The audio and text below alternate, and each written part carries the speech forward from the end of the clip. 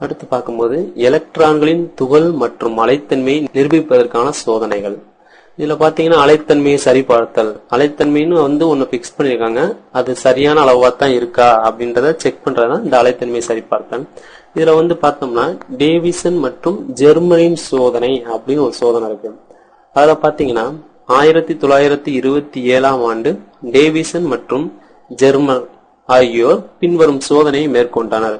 வெப்பப்படுத்தப்பட்ட tungsten மின்னிலில் இருந்து வெளிப்படும் electron கற்றையை உயர் நேர் மின்னழுத்தத்தில் செலுத்தும் போது முடுக்கம் பெறுகின்றன அப்படின்னு சொல்றாங்க. அதாவது நல்லா வெப்பப்படுத்தப்பட்ட டங்ஸ்டன்ல இருந்து எலக்ட்ரானை ஒரு உயர் நேர் மின்னழுத்தத்தில் செலுத்தும் போது அது பிரேக் ஆகுது. முடுக்கம்னா படிச்சிருப்பீங்க, முடுக்கம் பெறுகின்றன அப்படின்னு சொல்றாங்க. இத்தகைய முடுக்கம் பெற்ற எலக்ட்ரான் கற்றையை பெரிய ஒற்றை நிக்கல் படிகத்தின் மீது விழச் செய்யும் போது எலக்ட்ரான்கள் வெவ்வேறு திசைகளில் சிதறடிக்கப்படுகின்றன. இவ்வாறு பெறப்படும் விளிம்பு விளைவு எக்ஸ் கதிர்கள் மூலம் பெறப்பட்ட விளிம்பு விளைவு அமைப்பை போல் உள்ளது அப்படின்னு சொல்றாங்க. எலக்ட்ரான்களின் துகள் மற்றும் அலைத்தன்மையை சரிபார்த்தலுக்கான சோதனைகள்ல எலக்ட்ரான் அமைப்போட அலைத்தன்மையை சரிபார்த்தல் சோதனைக்கு இந்த ஒரு அமைப்பு சோதனையானது பயன்படுதுன்னு பாக்குறோம். இந்த அமைப்பானது பாத்தீங்கன்னா 1927ஆம் ஆண்டுல இந்த டேவிசன் மற்றும் ஜெர்மர் அறிவியல் அறிஞர்களால அறிமுகப்படுத்தப்படுது. இந்த அமைப்பின்படி பாத்தீங்கன்னா டங்ஸ்டன் அமைப்பானது ஒரு மூலம் அமைப்பாக எலக்ட்ரான் கற்றையை தரக்கூடிய ஒரு மூலமாக செயல்படுவது பார்க்கிறோம். அதன்படிக்கு இந்த டங்ஸ்டன் அமைப்பான ஒரு குறிப்பிட்ட வெப்பநிலைக்கு வெப்பப்படுத்தப்படும் போது என்ன ஆகும்னா இந்த அமைப்புல எலக்ட்ரான் கற்றையானது வெளிப்படுகிறதுன்னு பார்க்கிறோம். சோ வெளிப்படக்கூடிய அந்த ஒரு எலக்ட்ரான் கற்றையை நேர் மின்னழுத்தத்தை அந்த உயர் நேர் மின்னழுத்தத்துல செலுத்தும் போது என்ன ஆகும்னா அமைப்பானது அந்த எலக்ட்ரான் கற்றையானது முடுக்கமடைகிறது அப்படின்னு பாக்குறோம். சோ இந்த மாதிரி அடையக்கூடிய அந்த முடுக்கமடைந்த எலக்ட்ரான் கற்றை என்ன பண்ணுவாங்கன்னா நிக்கல் படிய ஒரு அமைப்புல படும்படி செய்வாங்க. சோ அந்த மாதிரி படும்போது அந்த எலக்ட்ரான் கற்றையானது சாதாரணமாக அந்த ஒரு அமைப்புல இருந்து வரக்கூடிய எலக்ட்ரான் கற்றையானது மேலுக்கு முடுக்கமடைய செய்யப்பட்ட காரணத்தினால எல்லா திசைகளும் பல திசைகளும் சிதறடிக்கப்படுற ஒரு அமைப்பாக இங்க மாறும் பாக்குறோம். அந்த மாதிரி சிதறடிக்கப்படக்கூடிய அமைப்பை அந்த ஒரு ஒளிப்பட தகட்டுல படும்படி செய்யும் போது விளிம்பு வளைவானது ஏற்படுத்தப்படுதுன்னு பாக்குறோம். இந்த விளிம்பு வளைவானது எந்த மாதிரி இருக்கும்னா எக்ஸ் கதிர் மூலம் ஏற்படக்கூடிய விளிம்பு வளைவானது எந்த மாதிரி இருக்கோ அதை போன்றே இந்த எலக்ட்ரான் கற்றைகளோட அலைகளால ஏற்படக்கூடிய விளிம்பு வளைவும் இருக்கும் அப்படின்றத இந்த ஒரு அமைப்பு அணு அமைப்புல எப்படி அந்த விளிம்பு வளைவானது ஏற்படுகிறது எலக்ட்ரான்கள் அப்படின்றத இந்த ஒரு அனிமேஷன் மூலமா நம்மளுக்கு விளக்குறாங்க.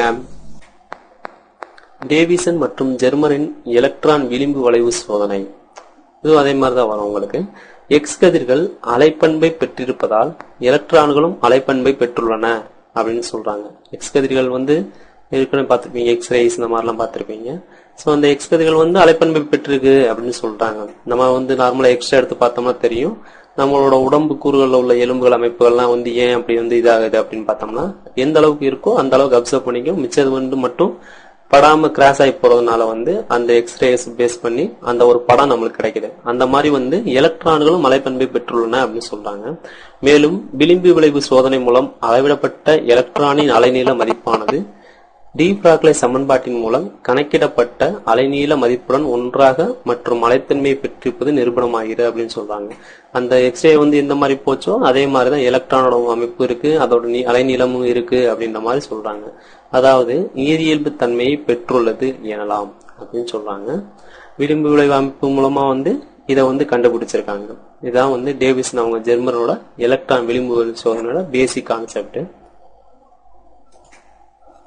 இதுல அடுத்து பார்த்தோம்னா தாம்சனின் சோதனை அப்படின்னாங்க. தாம்சன்ற ஒரு அறிவியல் அறிஞர் என்ன சொல்லிருக்காருன்னு பார்த்தோம்னா 1928ஆம் ஆண்டு ஜிபி தாம்சன் என்பவர் நிக்கல் படிகத்திற்கு பதிலாக அவங்க ஜெர்மர் அவங்கலாம் நிக்கல் படிகத்தை யூஸ் பண்ணாங்க.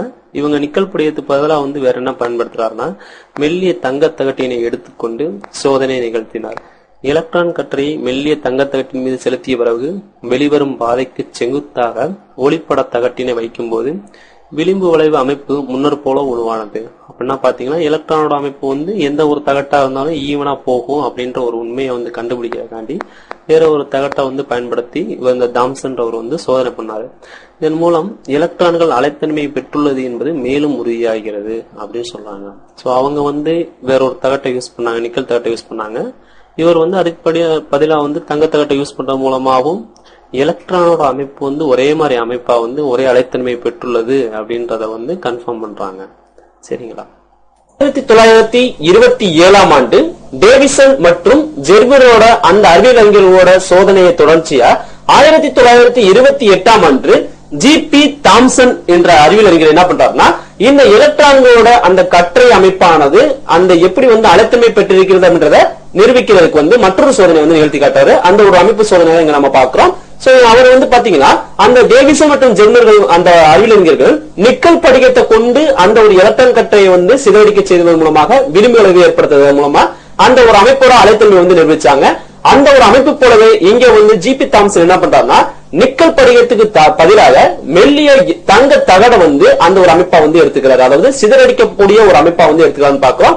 சோ எலக்ட்ரான் கற்றை அமைப்பானது வரக்கூடிய அந்த மூலத்திலிருந்து வரக்கூடிய அந்த எலக்ட்ரான் கற்றையானது என்ன ஆகும்னா இந்த மெல்லிய தகட்டு வழியா செலுத்தப்படும் போது இந்த மெல்லிய தங்க தகட்டின் காரணமாக அந்த எலக்ட்ரான் கற்றையானது சிதறடிக்கப்படுகின்ற ஒரு அமைப்பாக நடக்குதுன்னு பாக்குறோம். சோ அந்த மாதிரி சிதறடிக்கப்படக்கூடிய அந்த ஒரு எலக்ட்ரான் கற்றைகளானது பல திசைகளை சிதறடிக்கப்படுறதுனால அந்த ஒரு அமைப்பை ஒரு ஒளிப்பட தகட்டின் மூலமாக பதிவு செய்யறாங்கன்னு பாக்குறோம். அந்த ஒரு ஒளிப்பட தகத்துல எந்த ஒரு அமைப்பு போல இருக்கும் பாத்தீங்கன்னா அந்த டேவிசன் மற்றும் ஜெர்மர் அந்த ரெண்டு அறிவியல்கள் மூலமா பெறப்பட்ட அந்த ஒரு ஆய்வு முடிவு எந்த மாதிரி இருந்துச்சோ அதை போலவே இந்த ஜி.பி. தாம்சனோட அறிவியலோட ஆய்வு இருக்குது அப்படின்னு பாக்குறோம். சோ இந்த காரணமாக எலக்ட்ரான் கற்றை அமைப்பானது எலக்ட்ரான்கள் அமைப்பானது அலைத்தன்மையை பெற்றிருக்கின்றன அப்படின்றத நம்ம கன்ஃபார்ம் பண்றதுக்கு அதாவது நல்லா உறுதிப்படுத்திக் கொள்வதற்காண்டி இந்த ஒரு அமைப்பானது பயன்படுத்தப்பட்டது அப்படின்றத இதன் மூலமா நம்ம தெரிஞ்சுக்கலாம். சோ அந்த அமைப்பை இந்த ஒரு அனிமேஷன் நமக்கு விளக்குறாங்க. அடுத்ததா பார்த்தோம்னா துகள் தன்மையை சரிபார்த்தல். எலக்ட்ரான் அமைப்பு துகள் மூலமா தான் பரவுது. அதாவது எலக்ட்ரான்கள் தொடர்ச்சியா ஒரு துகள் அமைப்பு மூலமா பரவுது அப்படின்றதான் இந்த செக் பண்றாங்க. எலக்ட்ரானின் துகள் தன்மையானது கீழ்கண்ட சோதனை